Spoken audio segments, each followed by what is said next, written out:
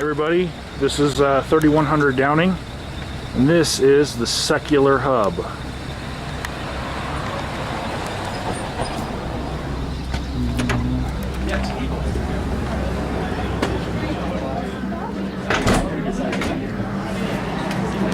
What is it? You told me. Excuse me. No, you're fine.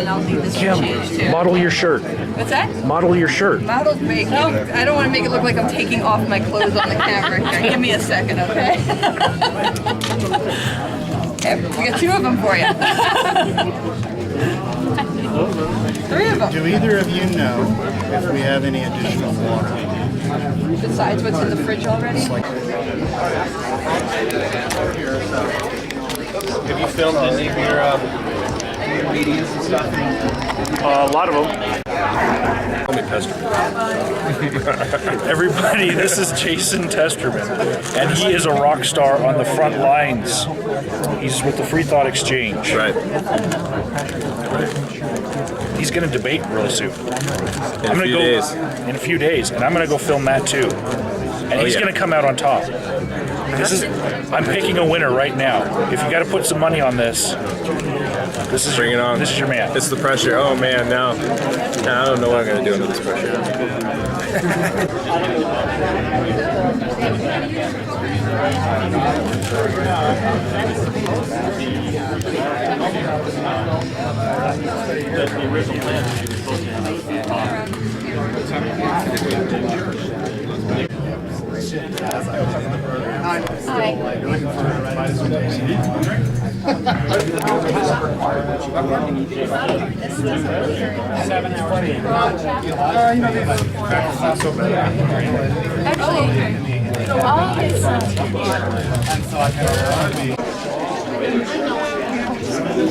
Hi everybody, we're going to start a little bit early. We are already full, which is really nice. Isn't this awesome to see? Yes!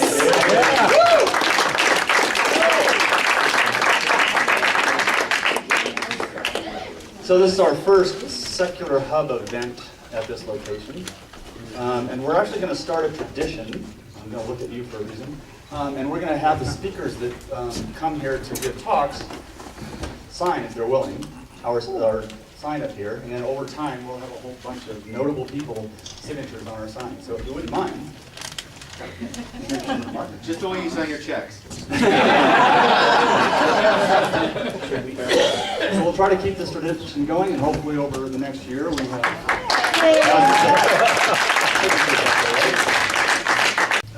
I just wanted to give a quick update on some of the electronic and media areas that we've drawn a lot of attention through the Facebook page, actually. Thanks everybody for going out and liking us on Facebook. We've got about 270 likes, and we're just opening today, so that's fantastic. You know, we're still growing at about 9 or 10 a day. So anybody who hasn't gone out and liked us on Facebook, please go out there and do that. We have high-speed internet here, so anybody who needs to get online, it's available for anybody. You should recognize the ID. I think it's the hub, and the password is heathens. So it should resonate with everybody pretty well. It is great to see you all here. As Sean said, we wondered whether you folks would be able to find us, and it looks like we didn't need to worry. That's a good thing. I look out at the crowd. I think we're a little Y chromosome heavy. I'm hoping we'll get more women here as time goes on.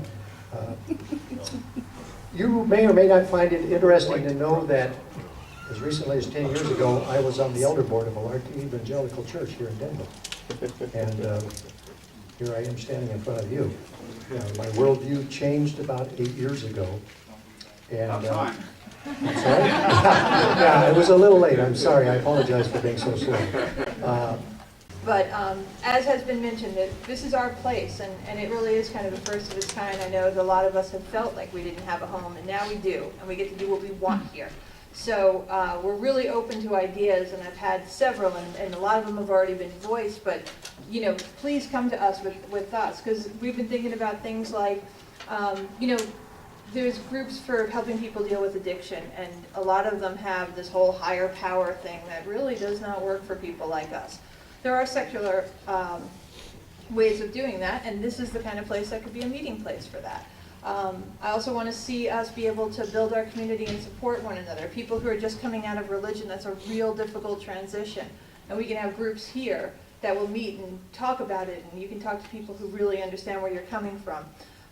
Grief is another one that comes up a lot. You know, a lot of people turn to religion in dealing with grief, and we're human, we're all going to have to deal with it.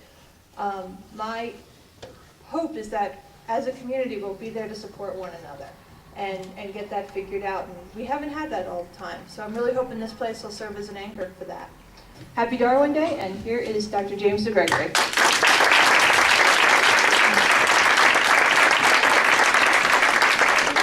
Thanks a lot. It's a real honor to be the first speaker here. If you just Google CERT and evolution, you will find us.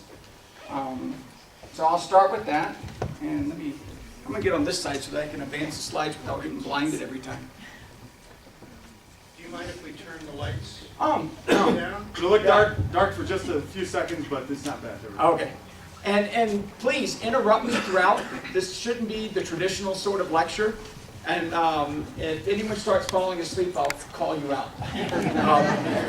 So, yeah, in the back.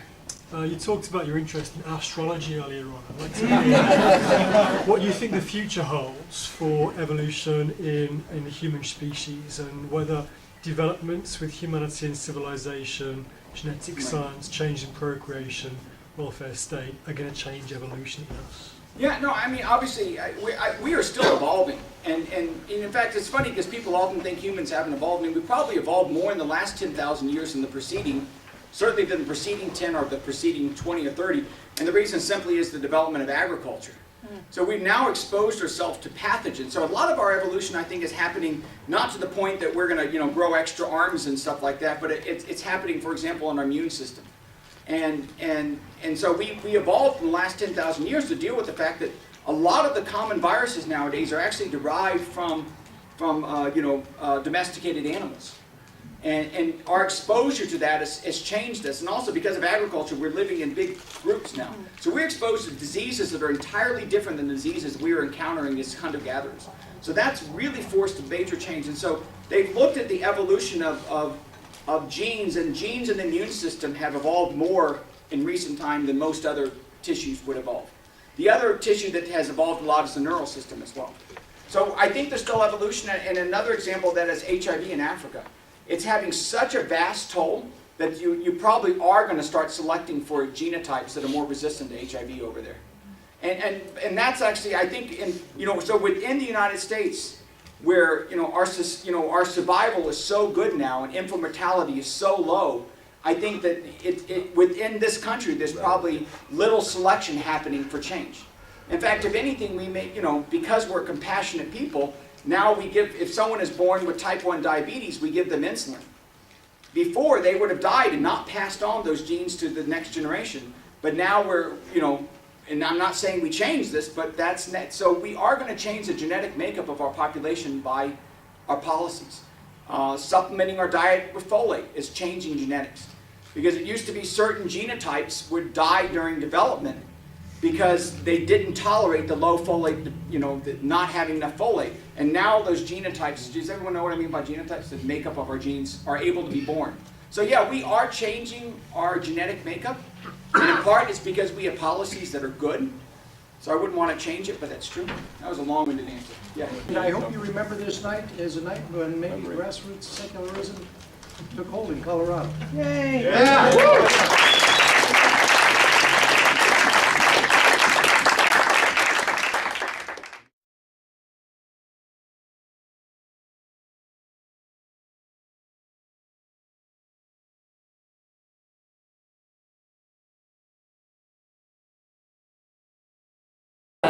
Heathens. Heathens.